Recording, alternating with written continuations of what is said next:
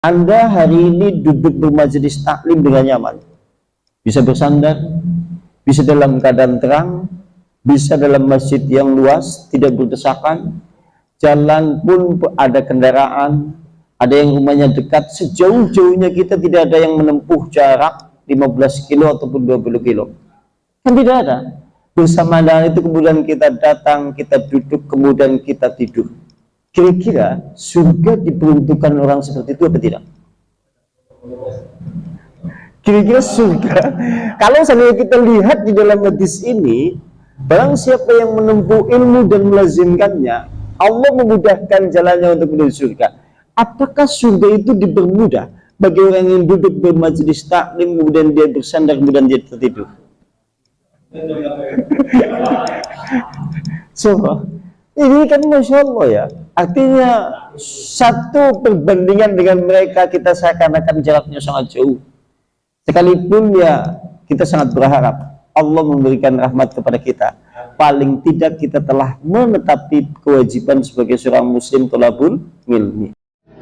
La ilaha illallah Muhammadun Rasulullah alaihi salatullah wa alihi wal ahibba. La ilaha illallah.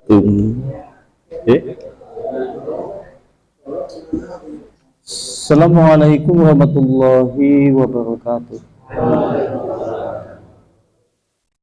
Alhamdulillah nahmaduhu wa nasta'inuhu wa nastaghfiruh wa na'udzu billahi min syururi anfusina wa min sayyiati a'malina. May yahdihillahu fala mudhillalah wa may yudlilhu fala hadiyalah. Asyhadu an la ilaha illallah bi wahdaniyah wa asyhadu anna Muhammadan abduhu wa rasuluh la nabiyya wa rasula ba'da. Faqad qala Allah ta'ala fi kitabihil karim ya ayyuhalladzina amanu taqullaha haqqa tuqatih wa la tamutunna illa wa antum muslimun.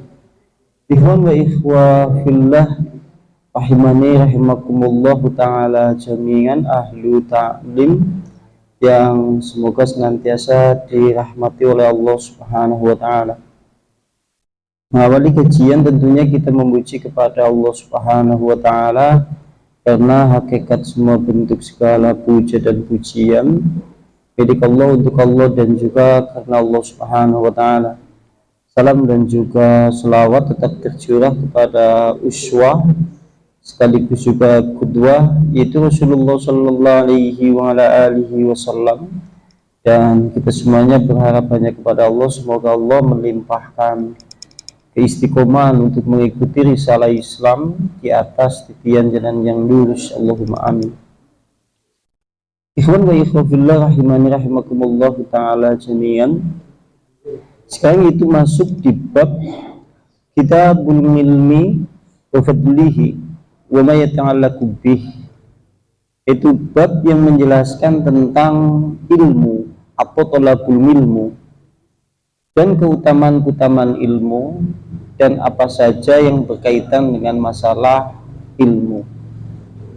Bab yang menjelaskan tentang ilmu, keutamaan-keutamaan ilmu dan menuntut ilmu, atau apa saja yang berkaitan dengan masalah hal itu. Dan mengawali pada pembicaraan di bab ini ada hadis yang masyhur. Itu hadis ini diriwayatkan oleh Muslim dan mungkin antum semuanya itu sering kali mendengar hadis ini. Ya, panjenengan sudah berulang kali mungkin mendengar hadis ini. Di mana diriwayatkan Muslim itu nomor hadisnya 2074. Dengan Abi Hurairah, dari Abu Hurairah radhiyallahu anhu, mudah-mudahan Allah meridhai kepada beliau, yaitu Abu Hurairah. Qala berkata Rasulullah sallallahu alaihi wasallam. Rasulullah bersabda, "Man salaka tariqan yaltamisu fihi ilman, sahalallahu lahu bihi tariqan ilal jannah." Barang siapa yang menempuh jalan untuk melazimkan ilmu atau barang siapa yang menempuh jalan untuk menuntut ilmu, maka Allah memudahkan baginya jalannya untuk menuju surga. Nah, di sini kan masyhur, artinya seringkali oleh para ustadz di pengajian-pengajian itu seringkali hadis ini dibawakan.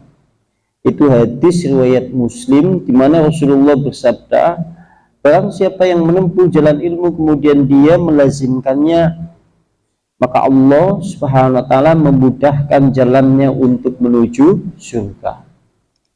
Lantas hadis ini dijelaskan oleh Ibnu Rajab.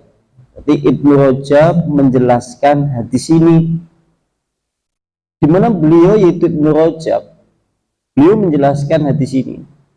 Maksud dari kalimat itu mengandung beberapa pengertian. Jadi di dalam hadis itu mengandung beberapa pengertian.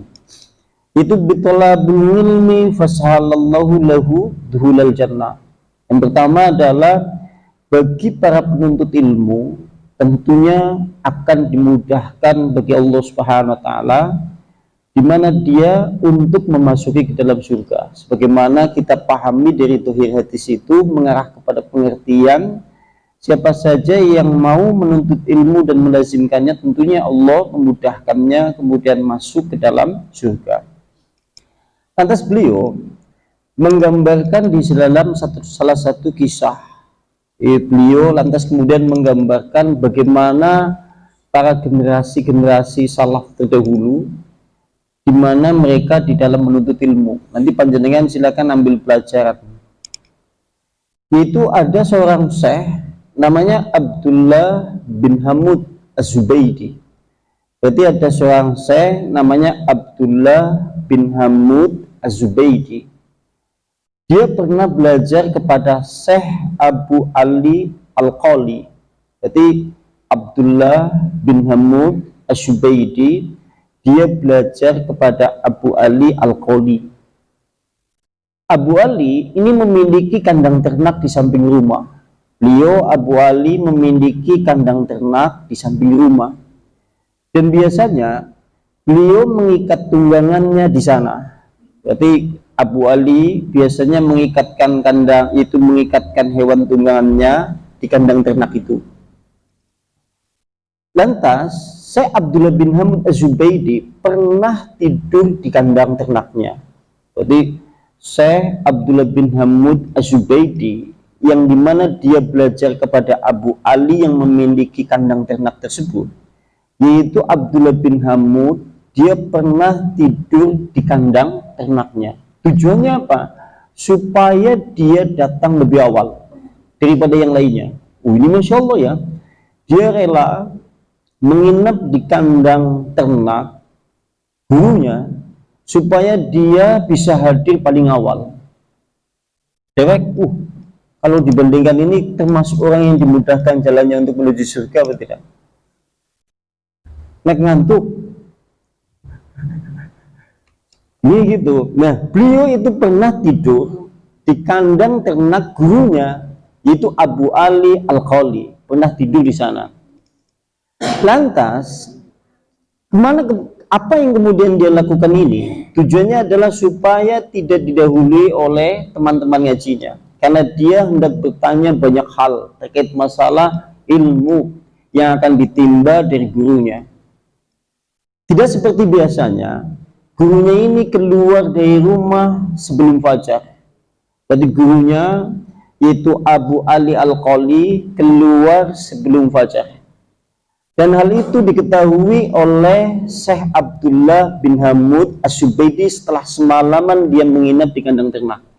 Dia tahu, ternyata kemudian pagi hari sebelum fajar gurunya itu keluar. Lantas kemudian dia mengetahui dia buntuti gurunya itu di kegelapan malam. Tatkala pada saat itu masih dalam kondisi gelap.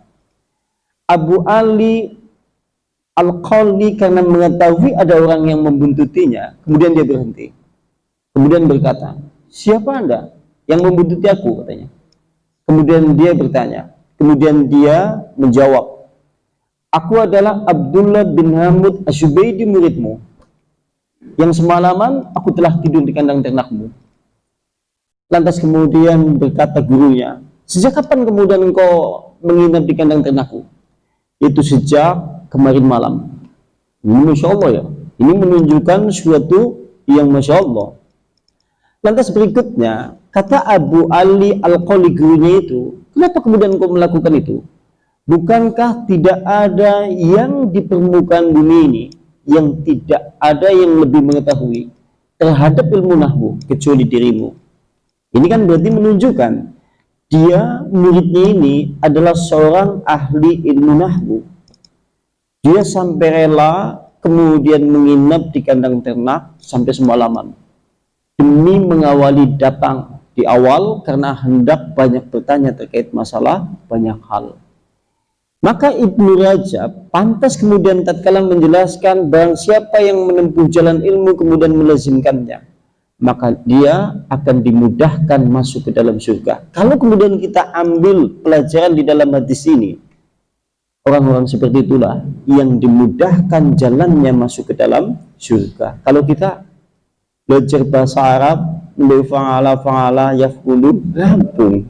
Iya kan ya, ya. Coba bayangkan, dia seorang ahli ilmu nahwu, coba ahli ilmu nahwu, bahkan gurunya bersaksi sendiri, aku tidak pernah mengetahui di permukaan bumi ini yang lebih paham terhadap ilmu nahwu. Ilmu nahwu kan ilmu cabang bahasa Arab terkait masalah tata bahasa dalam bahasa Arab. Gurunya mengetahui muridnya ini adalah ahli ilmu nahwu yang dikenal, bahkan tidak ada seorang pun yang melebihi keunggulan ilmu nahwu beliau. Dia rela berbuat seperti itu. Maka orang seperti inilah yang pantas dimudahkan masuk ke dalam surga. Kalau kita naik dewek kira-kira pantas ora dimudahkan masuk ke dalam surga? Ya karena iya. Guys. Ya sudah, ya. Kalau yang seperti itu, saya kira ini seakan-akan kalau yang pertama, ya ini saya katakan Masya Allah. Tapi lebih Masya Allah, kisah kedua. Kisah kedua adalah Ibnu Jandal Al-Qurtubi. Itu Ibnu Jandal Al-Qurtubi, dia pernah belajar ilmu kepada Ibnu Mujahid. Disebutkan dalam satu riwayat, Ibnu Jandal Al-Qurtubi, dia berkata sendiri, aku pernah belajar ilmu kepada Ibnu Mujahid. Maka suatu hari aku datang sebelum fajar. Dia datang sebelum fajar. Kenapa dia berbuat seperti itu? Karena takut. Dia ingin duduk di depan gurunya supaya dekat, tidak jauh dari gurunya. Karena biasanya berdesakan. Sehingga ia datang sebelum fajar. Maka tatkala datang sebelum fajar, ternyata pintu gerbang untuk menuju majelis ilmu telah ditutup. Ini kan berarti menunjukkan ya, wonge wis gasik-gasik pada teka. Masya Allah ya, sampai-sampai dia sebelum fajar saja sudah tidak kebagian tempat sehingga pintu gerbang ditutup. Ini Masya Allah. Ini di masa dulu. Lantas demi melihat keadaan yang seperti itu, dia kemudian bingung karena sejatinya dia hendak ingin mencari ilmu. Padahal dia sudah datang sebagai itu, sampai-sampai kemudian dia membatin di dalam hatinya. Subhanallah katanya. Padahal aku telah mengawali datang sebelum fajar. Tapi masih saja, aku tidak kebagian tempat, sehingga pintu gerbang itu telah ditutup. Kata beliau seperti itu. Lantas kemudian dia melihat lorong di sebelah rumah gurunya itu Ibnu Mujahid. Ternyata di samping rumah gurunya terdapat lorong di dalam tanah. Di mana lorong di dalam tanah itu di samping rumahnya, yang memungkinkan lorong itu tatkala kemudian dimasuki nanti akan keluar di ujung lorong itu di tengah-tengah majelis atau di depan majelis. Sehingga akhirnya kemudian ia masuk melalui lorong itu. Tapi begitu kemudian dia masuk di tengah-tengah lorong, dia tidak bisa keluar dan tidak bisa maju. Ini Masya Allah ya.